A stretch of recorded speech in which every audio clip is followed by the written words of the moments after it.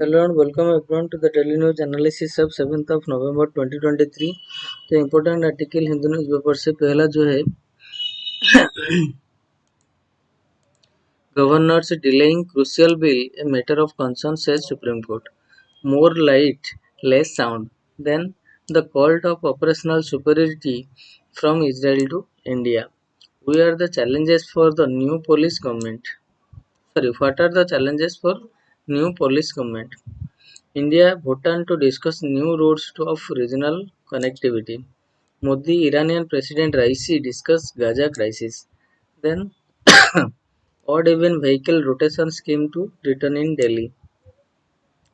Next, Quad's IPMDA initiative proof of our commitment to a free Indo-Pacific.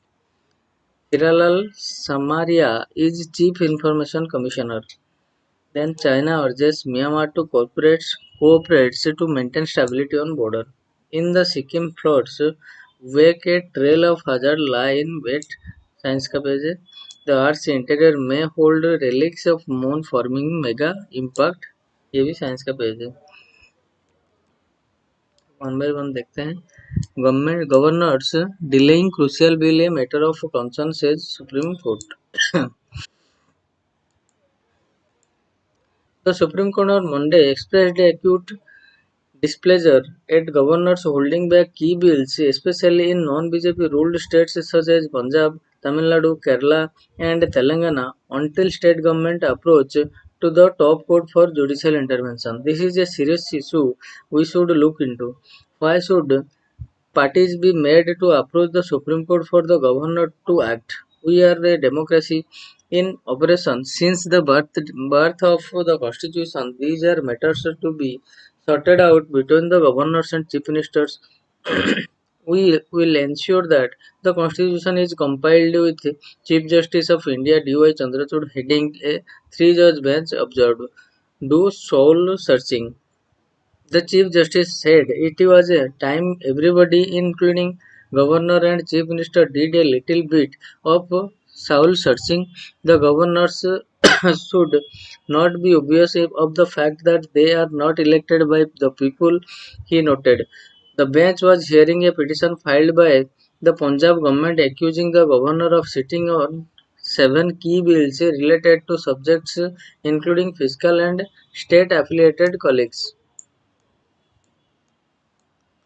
The Advocate General for Punjab later clarified that three of the seven bills were money bill, of which two had been recommended by nor, Governor after the petition was filed in the Supreme Court. Four bills on the other subject presented to the governor in July were still pending with him. The state represented by senior advocate A.M. Singhvi along with the Advocate General said the Vidhan Sabha was adjourned sine die in March and recalled in June by the Speaker under Rule 16 of the Vidhan Sabha rules to pass the seven bill. The governor had objected, saying the session ought to have been prorogued and reconvened. The Solicitor General Tushar Mehta said Governor was taking appropriate action on the bills presented to him. There are astonishing things happening here. They keep the assembly alive and whenever they want to abuse people they meet. This is unnecessary litigation. The governor has taken action. He has dealt with the bills appropriately by either declaring assent or referring to the president. I do not know. I will seek instruction and come back on Friday, November 10, Mr. Mehta said. The court also questioned the Assembly's action to reconvene the 3 months after the Vidhan Sabha was adjourned sine die in March. The Assembly was summoned on March 3 and adjourned sine die without being prorogued on March 2020. The Speaker then reconvened the Assembly 3 months later. Is that really the scheme of the constitution, or if there is a break of the 3 months, do you not then prorogue the session? Here, the budget session has run into the monsoon session. Chief Justice Chandrachud criticized the Punjab government. Senior advocate K.K. Venugopal for Kerala intervened at this point to note that the state had also approved the Supreme Court against its governor holding back the crucial bill. Some of these bills have been pending with him for over 2 years. When the governor was told that the state had approved the apex court, he said, "Let us see, we will fight it out." Mr. Venugopal submitted. Then more light, less sound.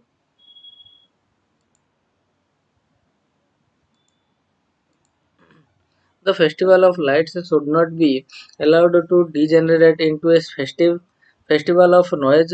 Firecrackers are associated with the joyous celebration across the world, but many are toxic, often too loud, and release noxious fumes when combusted. In 2018, the Council of Scientific and Industrial Research launched less noxious and less noisy green crackers whose use various statutory bodies have mandated. The Noise Pollution Regulation and Control Act Rule 2000 stipulates that firecracker cannot be burst in silence zone designated by the state governments and anywhere after 10 p.m. from 6 p.m. to 10 p.m., that is daytime, and in industrial areas firecracker noise cannot exceed 75 dB a LEQ. The threshold in commercial and residential areas are 65 decibel A LEQ and 55 decibel A LEQ respectively. dB stands for decibel. A is a weight scale for human perception of loudness and LEQ means the figure is a time average. The rule allow people to register a complaint if the noise overshot by 10 decibel a LEQ during daytime. Because dB is a logarithmic unit, an increase of 10 dB implies a tenfold increase in acoustic pressure, which is often beyond the point at which the sound becomes harmful. Research has found links between loud environs and sleep disorder, tinnitus, stress, anxiety, hearing loss, and cardiac health. More than 80 decibel A in offices has been associated with hypertension, whereas above 50 decibel A at night when the body is unaccustomed to loud noises could increase cortisol levels. Traffic noise has burgeoned in cities where haphazard development has forced motorists to overuse horns. Many religious occasions have become synonymous with noisy celebration irrespective of hour. During Deepavali, firecrackers, even green ones, routinely produce more than 90 decibel of sound. If, say, people burst firecracker at 90 decibel for 10 seconds and the ambient noise is 50 decibel for 50 seconds, and this pattern continues for 4 hours followed by 12 hours of the 50 decibel noise. The 16-hour LEQ is 74.5 decibel, which merits a complaint in residential area but not in commercial ones. Yet the noise is already harmful.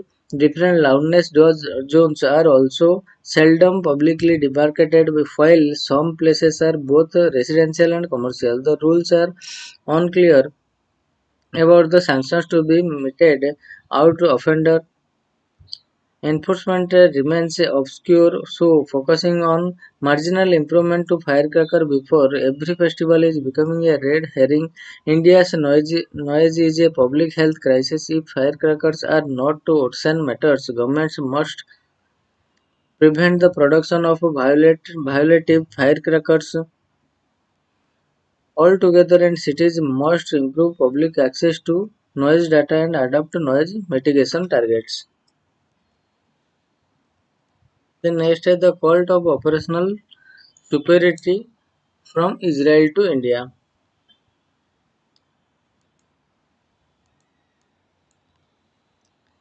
Israel's prevailing security policy has collapsed. For decades, it projected a mirage of ruthless sophistication as it repeatedly and confidently caught its Palestinian enemies down to size. But the unspeakable horrors of October 7, 2023 have prompted a visceral retaliation in Gaza that brings still unknown risk of escalation on other fronts, and the unprecedented suffering of innocent civilians that will ricochet through generations. The catastrophe should prompt a fundamental rethink of Israel's strategic concept and carries dire warnings for India too. Managing rather than solving. Every couple of years, starting in 2008, Israel launched a limited air campaigns into Gaza to a decade the military capabilities. From rocket launchers to tunnel of Hamas and other militants, every couple of years, it could kill and destroy just enough of the Hamas people and power to keep the rockets silenced and threat contained. A tenuous peace would return to the skies over Israel. This strategic concept based on periodic attention seemed to work, but in fact Israel's military virtuosity masked the reality that its approach was bereft of the political plan. Israel was managing, not seeking to solve the problem of Palestinian resistance from which its terrorist enemies spouted. In parallel with the routine military campaigns, the government of Israel Prime Minister Benjamin Netanyahu abandoned the two-state solution and actively undermined it.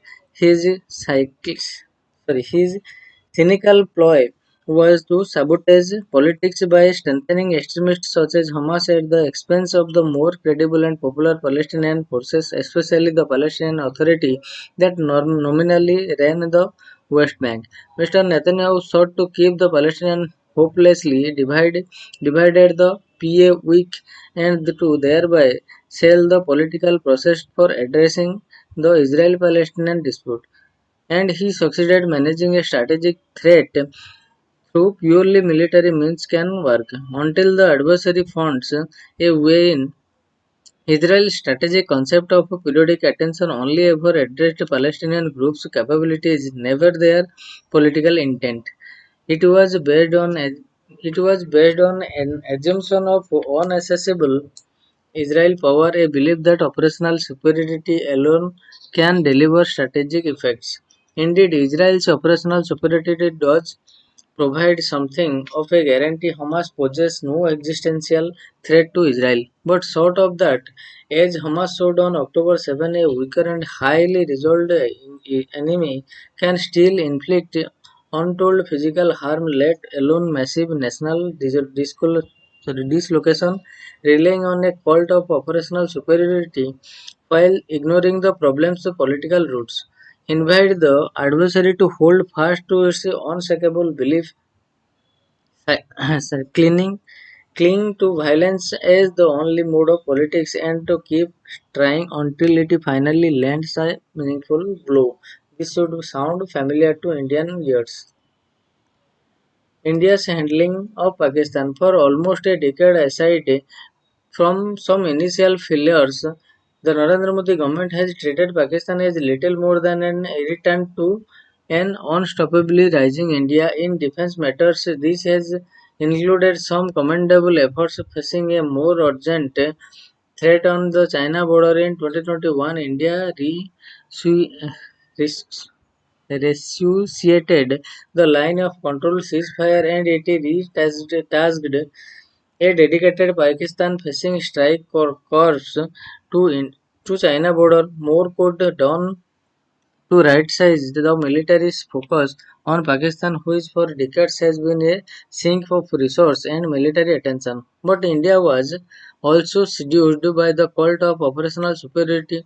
Just as in Israel's case, the core of this concept suggests that a more powerful actor can apply periodic attrition to manage its threat. India has procured new technologies such as the spice smart, precise, impact, cost-effective missiles, adopt new punitive attack options such as in Balakut and May even be involved in the mysterious assassination of several anti-Indian terrorist leaders in Pakistan.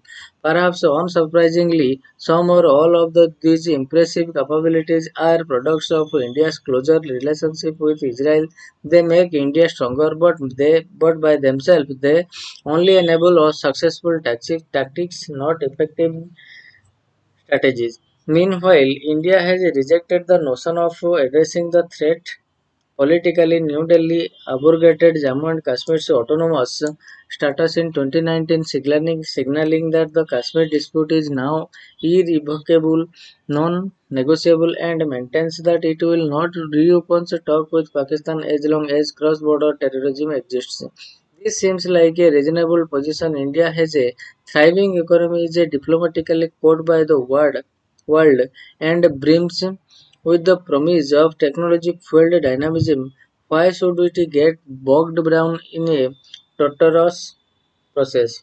Torturous process full of spoilers where any deal may not be enforceable. This answer lies in Israel ignoring the political interest at the heart of the rivalry only invites the adversary to dig in and try harder. A political process may have dividends. Dialogue will only Dialogue will not extinguish the Pakistan's army entrenched anti-India ideology and even less the fervor of its terrorist allies. But detente has broken out among inveterate rivals before including between Israel and its older Arab enemies. Most recently, Saudi Arabia. Similarly, Pakistan's army and political elite could conceivably gain a stake in at least claiming tensions with India and distancing themselves from the extremist group. They have incentives in border stressing, economic stability, building capacity to counter anti-state terrorism, and reducing their dependence on China. A grand bargain may be elusive, but starting a political process could address a range of pressing issues, from nuclear and missile confidence building measures to coordination on Afghanistan and opening the spigot on trade and investment. We have seen in the past months the cost of ignoring politics. A weaker and highly resolved adversary can still cause untold harm. The cult of operational superiority has produced only more intractable insecurity for Israel, more devastating loss for Gaza, and possibly ripples of war across the region. Next to India, Pakistan is in the midst of a seemingly endless internal tumult and hosts a rolling soap of violent extremism, and it has a nuclear weapon. By all means, New Delhi must maintain and reinforce deterrence through the full spectrum of conflict, but managing a strategic threat through purely military means works only until the adversary finds a way. And next, what are the challenges for new police government?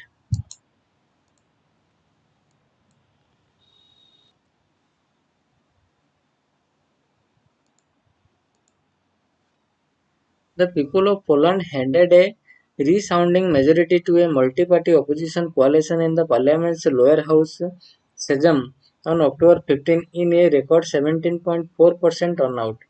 Voters also gave the combine a gave the combine a handsome majority in the upper house or the Senate. The ruling ultra-conservative Law and Justice party-led coalition was defeated after its retrograde 8-year record in office. What went wrong in under PIS?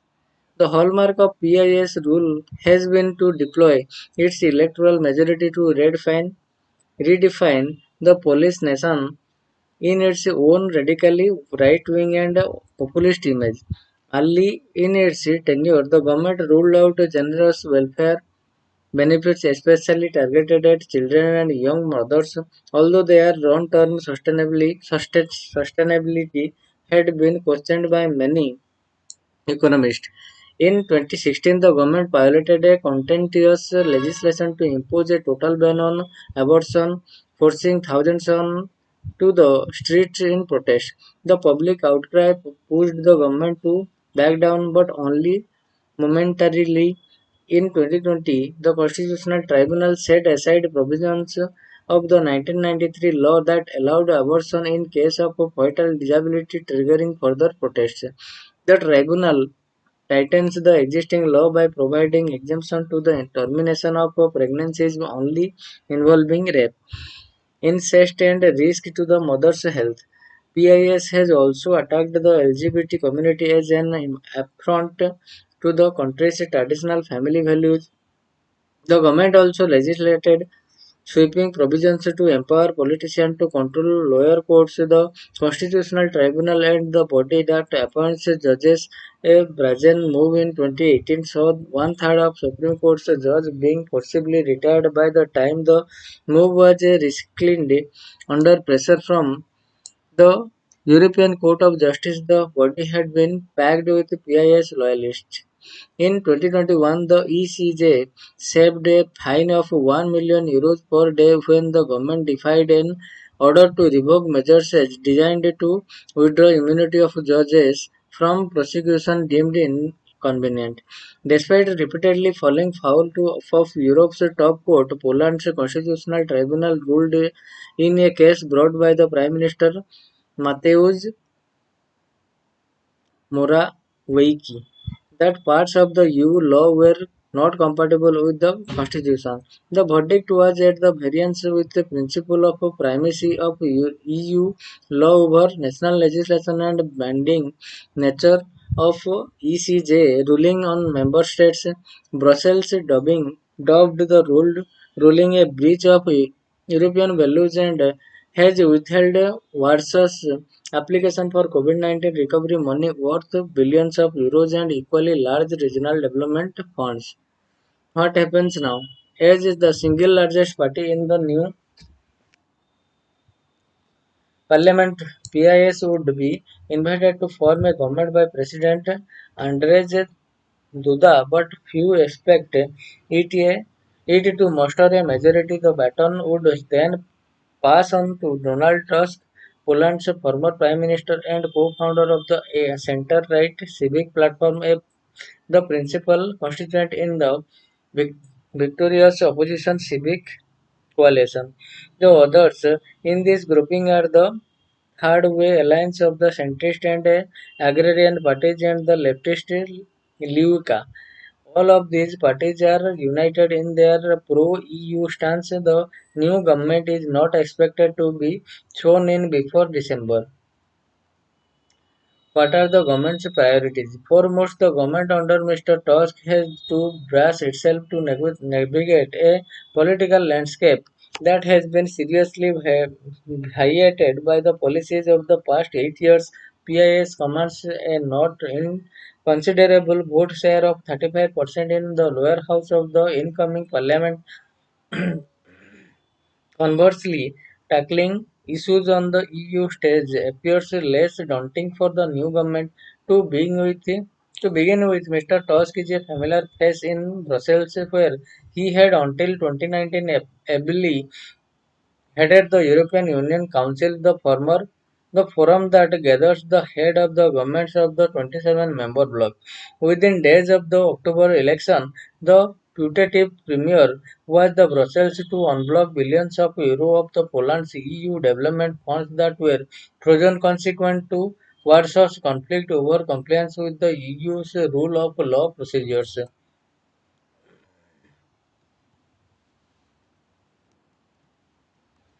Then next, India Bhutan to discuss new routes of regional connectivity.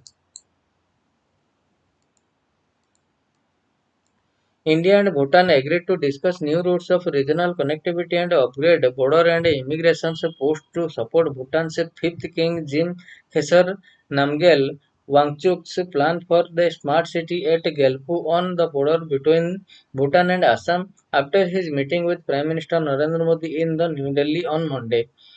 While no mention was made of India's overhanging concern over the Bhutan's border delimitation agreement process with China, the Ministry of External Affairs said the two leaders held a discussion on the entire gamut of bilateral cooperation and regional and global issues of mutual interest.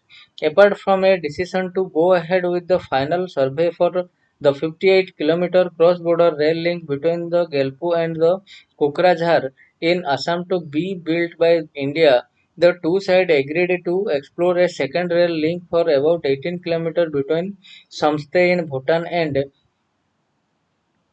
Bannahat in West Bengal Tea Garden area. India also agreed to allow Bhutanese trade items to be carried further on from Haldibari in West Bengal to Chilahati in Bangladesh. The rail connectivity could in the future assist air connectivity for Indians in the northeast as well as Bhutan plans to build an international airport at Gelpu as part of the larger Sarpang District Special Economic Zone. New initiatives expected to be announced by the Bhutanese king on the December 17. The Bhutanese king shared valuable perspectives and insight on the ongoing reforms process under the way in Bhutan, said a joint statement issued by the both countries at the end of the meeting. Prime Minister reaffirmed India's abiding commitment to its unique ties of friendship and cooperation with Bhutan and reiterated continued and full support to socio-economic development in Bhutan based on the priorities of the royal government and as per the vision of His Majesty, it added. And development assistance. The Bhutanese king also thanked the government for its development assistance for Bhutan's 12th five-year plan 2018 to 23 that ended on October 31 this year, and India reiterated its commitment to support the new 13th five-year plan as well.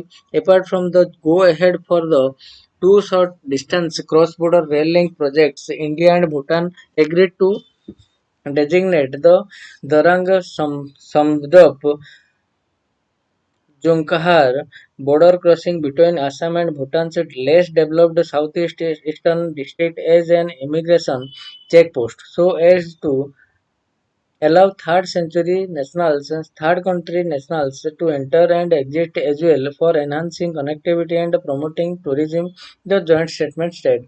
In particular, the two sides agreed to strengthen trade infrastructure with upgrade of the of an existing land custom station at Dadgiri, Assam to a modernized integrated checkpost ICP along with development of facilities on Bhutanese sides at Galpu, easing travel between the two countries and allowing further exchanges to Bangladesh is expected to help raise Bhutanese opportunities for trade and travel and bring in much needed tourism revenues for the neighboring country.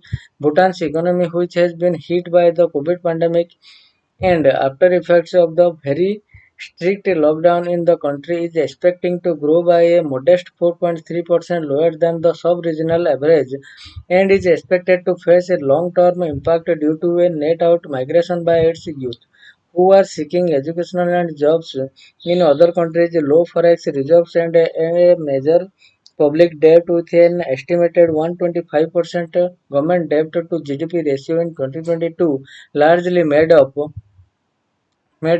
debt to India, are further adding to Bhutan's worries. The King, the Bhutan King's plan for Gelpo and the special economic zone which he has first discussed with Mr. Modi during a visit in April 2023, is targeted at increasing opportunity for work and tourism in Bhutan. King Jigme Kesar will fly to Mumbai where he is expected to meet with the heads of the top business houses and officials said.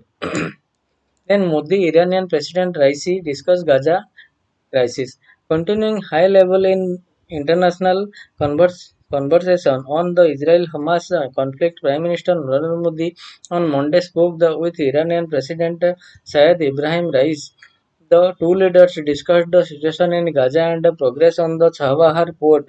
In his remark, Mr. Raisi called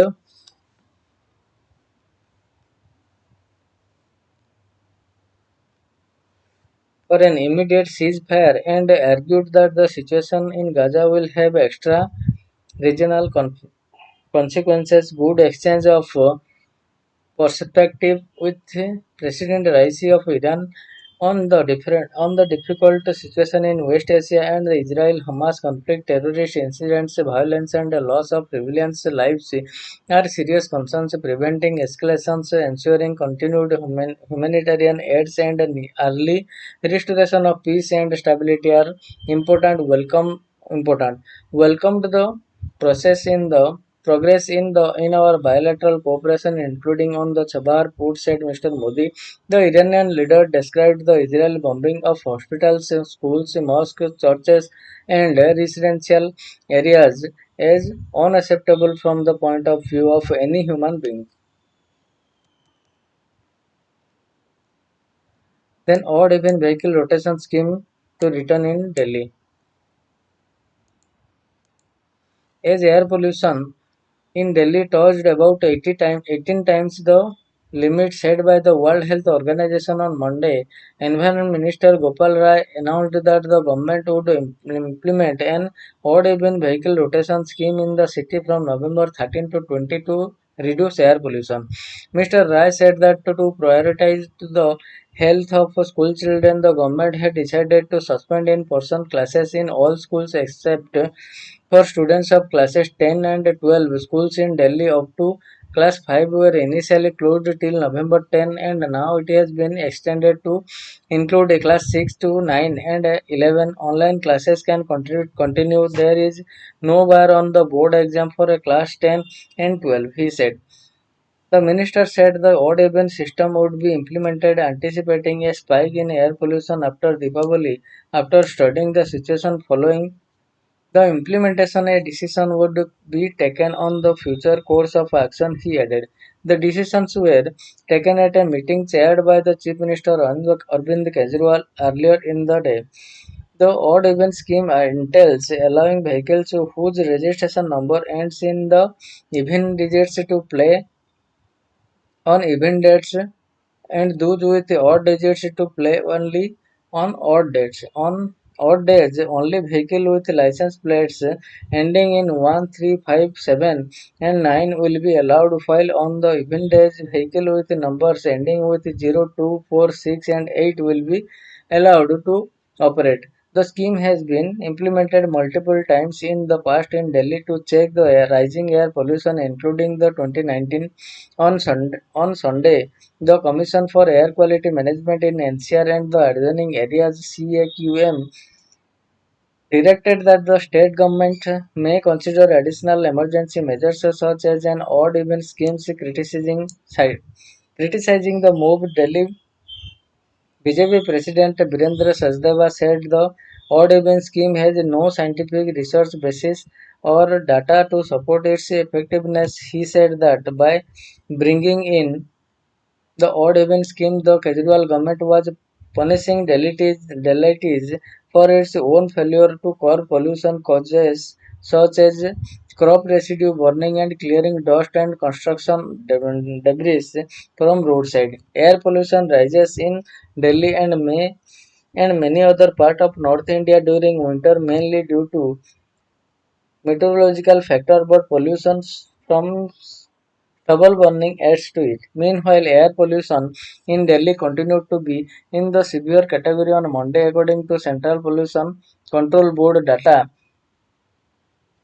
Delhi's 24-hour average air quality index was 421 at 4 p.m. on Monday, down from 454 on Sunday, as per the CPCB Delhi official bulletin. By 8 p.m., the air quality index rose to 414. Severe category, and AQI reading between 0 and 50 is considered good. 51 and 100 satisfactory. 101 to 200 moderate, 200 to 1 to 300 poor, 301 to 400 very poor, 401 and 450 severe, and 451 to 500 severe plus.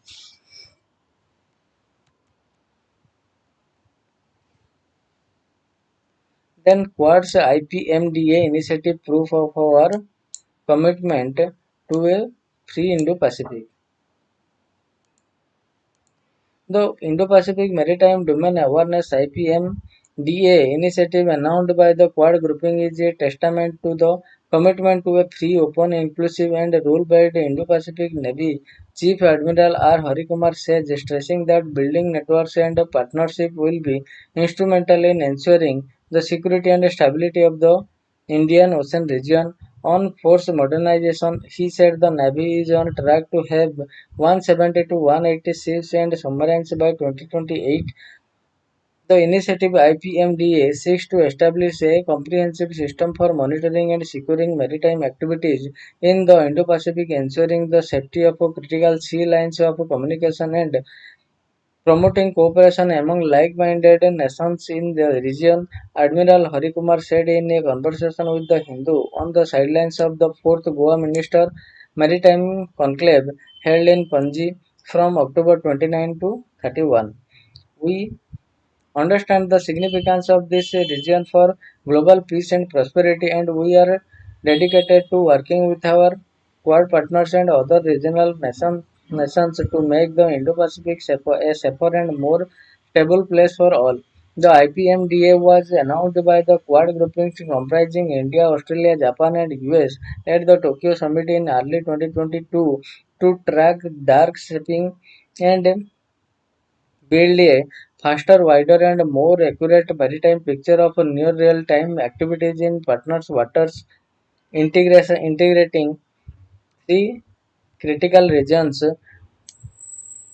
in the Indo-Pacific, the Pacific Islands, Southeast Asia, and the IOR.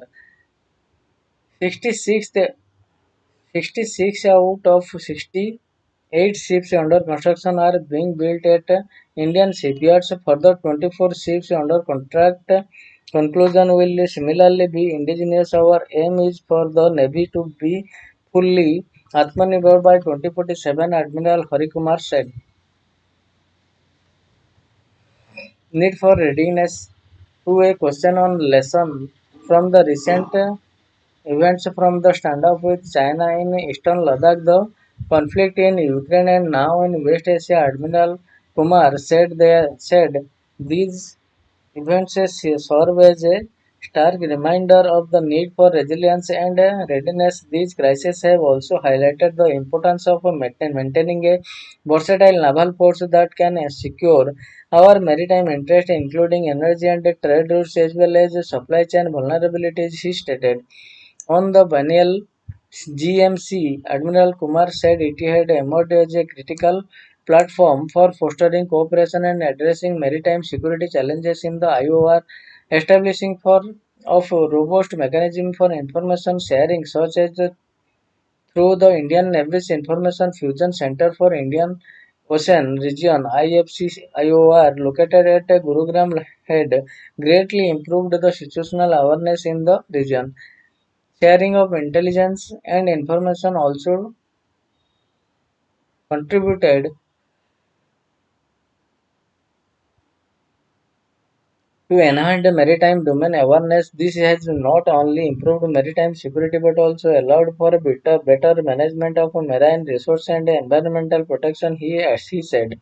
He said the center would seek to strengthen the collaborative partnership with like-minded nations and organizations. These partnerships will involve sharing best practices and conducting joint exercise and fostering a sense of collective responsibility, the Navy chief added. Then Hiralal Samaria is the Chief Information Commissioner.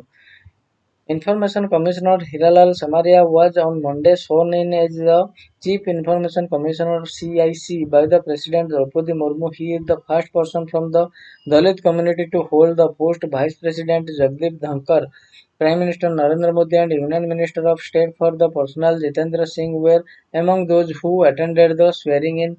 The 63 old reiterated IAS officer of the 1985 batch was born in the remote village of Pahadi in Bharatpur district of Rajasthan. Mr. Samaria has held position as a secretary in the Ministry of Labour and Employment, joint secretary in the Ministry of Chemical and Fertilizers, and commissioner of the commercial taxes.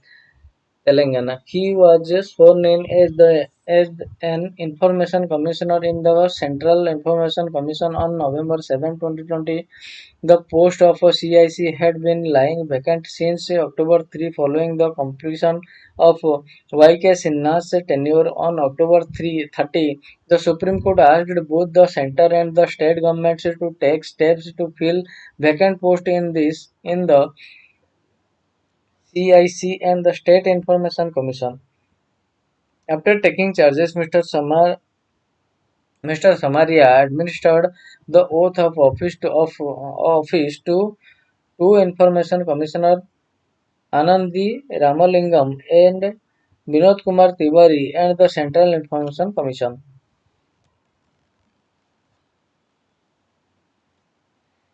The next day, in the Sikkim Flood wake a trail of hazard lie in wait.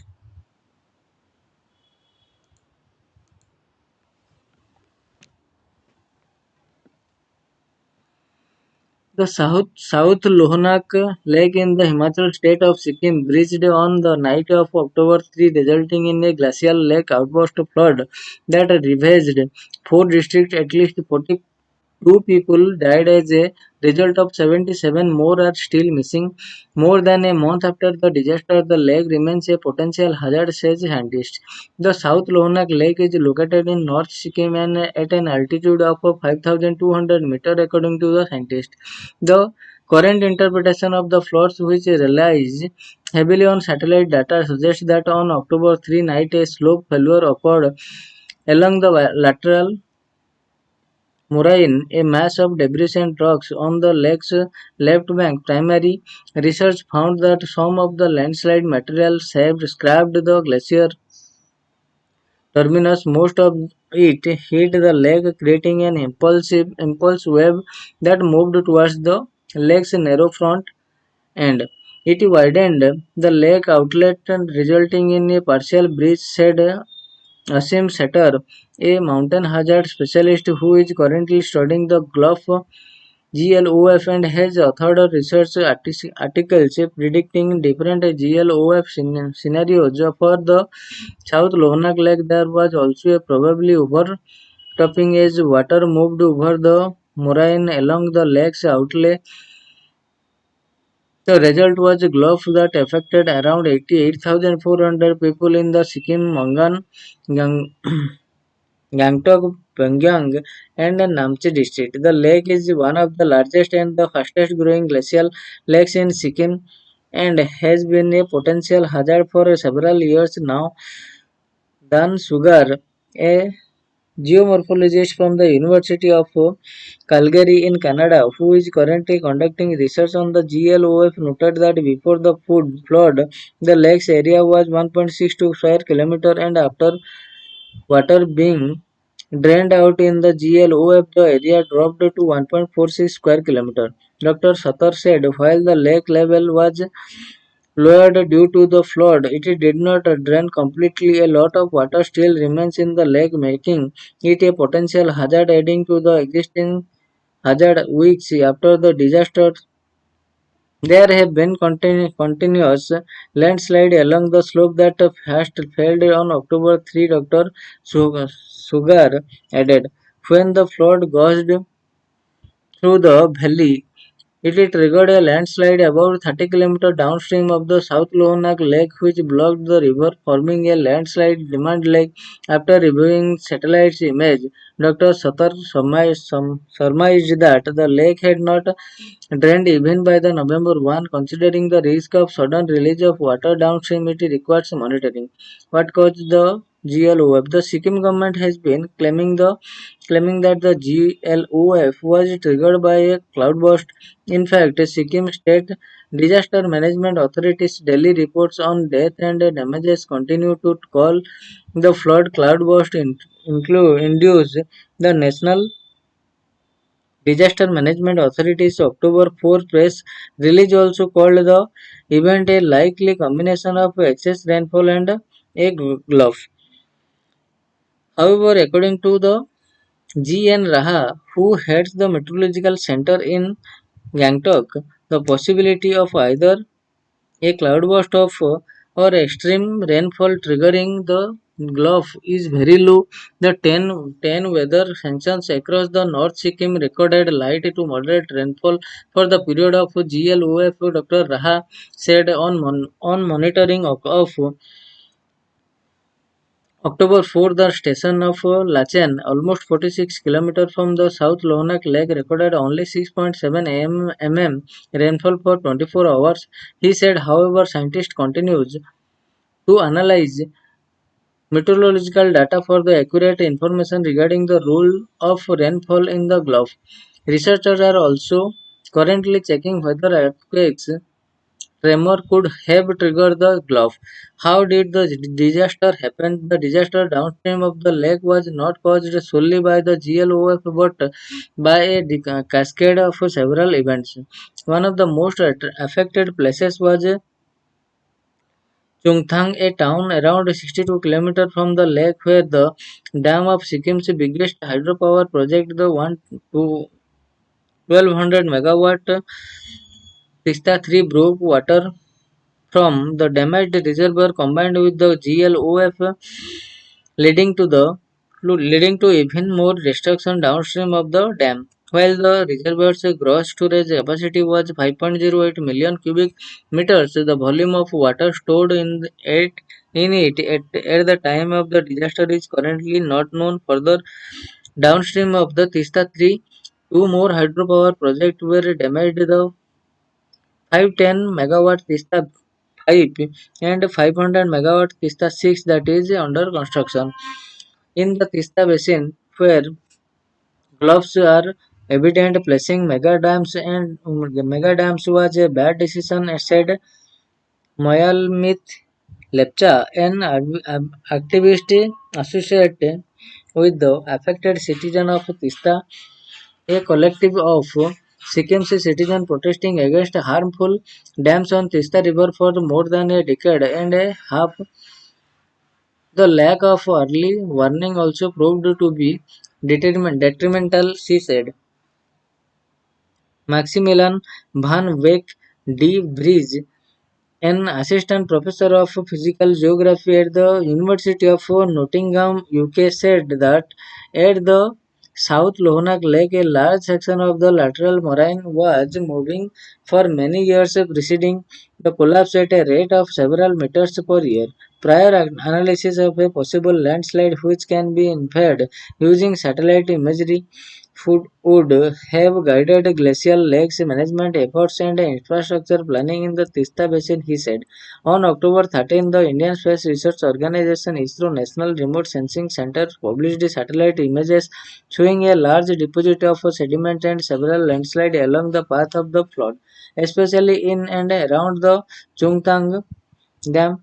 The loose sediment may pose a threat to the downstream areas in future, said Kalachand Sen, director of the Dehradun-based Wadia Institute of Himalayan Geology. In view of many hydropower-related dams in Tista Basin, the large amount of loose sediment that can easily be eroded by heavy water flow may imply a shorter lifespan for the dams and lower efficiency for hydropower projects, scientists said. What is the role of climate change? In South Lohanak Glacier, the sign of climate change emerged decades also and became stronger as the rate at which the glacier melted increased, resulting a rapidly growing lake that was bound to breach as several researcher studies stated. In 1990, the South Lona Glacier was 6.4 km long. A research article published in 2021 found that by 2019 it had reduced by about 1.3 km and that its area had declined by about 0.96 square kilometer.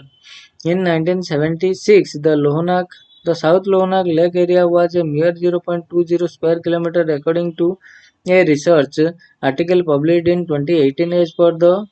As the glacier sank and the lake grew larger by the 2019 lake was covering 1.35 square kilometer per the 2021 article.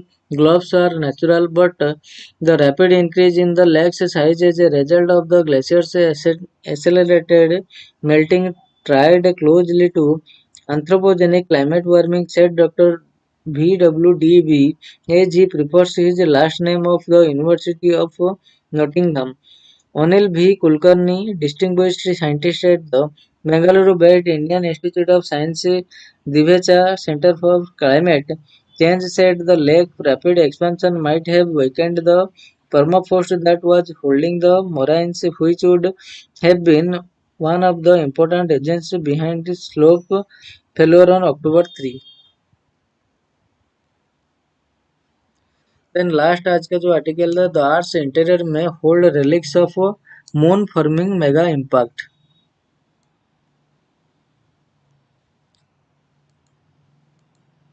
Seismologists have recognized since the 1970s that the two mysterious continent-sized blobs reside in the deepest part of the Earth's mantle, one under Africa and the other under the South Pacific region. These blobs may be relics from a cataclysm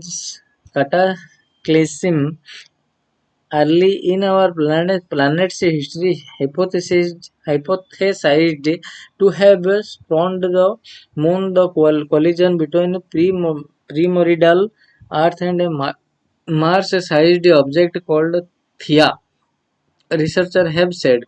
This impact, which recent research research determined occurred more than 4.46 billion years ago, blasted molten rocks into space that orbited the Earth and collapsed collapsed into the moon. But chunks of Theia may have remained inside the Earth, sinking to a location just above our planet's superhot core of iron and nickel. The researcher ran computer simulation examining the impact, event, geophysical properties of the material that likely made up Theia, and the evolution of the Earth's mantle. Based on these simulations, they proposed that most of Theia was absorbed into the Earth, forming the blobs, while residual debris formed the moon. The bottom of these blobs are 2,900 km below our feet. The two blobs are about 2% of the Earth's mass, said Caltech geophysicist Qian Yan, lead author of the study published in Nature. Each of the blobs are twice the mass of the whole moon. If the study conclusions are correct, the blobs would represent elusive evidence right here on the Earth of the hypothesized moon-forming collision. There has not been much consensus on whether we find evidence for this event not just in the moon but also in some observable property of the modern Earth. Caltech geology and geochemistry professor and study co-author Paul Asimov said, "It is incredible because we can uncover relics of another planet Theia if we dig deep enough in Earth's mantle," added planetary scientist and study co-author Hong, Hong, Hongping Deng of the Chinese Academy of Sciences, Shanghai Astronomical Observatory. The increased density of the blobs is thought to arise from their high iron content in our. If our model is correct, the blobs should have isotopes that are similar to the lunar mantle rocks, which can be tested in future lunar missions, Yuan said. Gaining a greater understanding of the hypothesized giant impact may provide insights concerns the evolution of the Earth and other rocky planets in our solar system. The Earth is still the only confirmed habitable planet, and we do not know why. Yuan said this collision likely set the initial condition of the Earth's evolution. Studying its consequences may help us to figure out why it is different than other rocky planets. So, friends, this is all for today, and we will meet from tomorrow onwards on with new news articles from the Hindu newspaper. So, thank you all.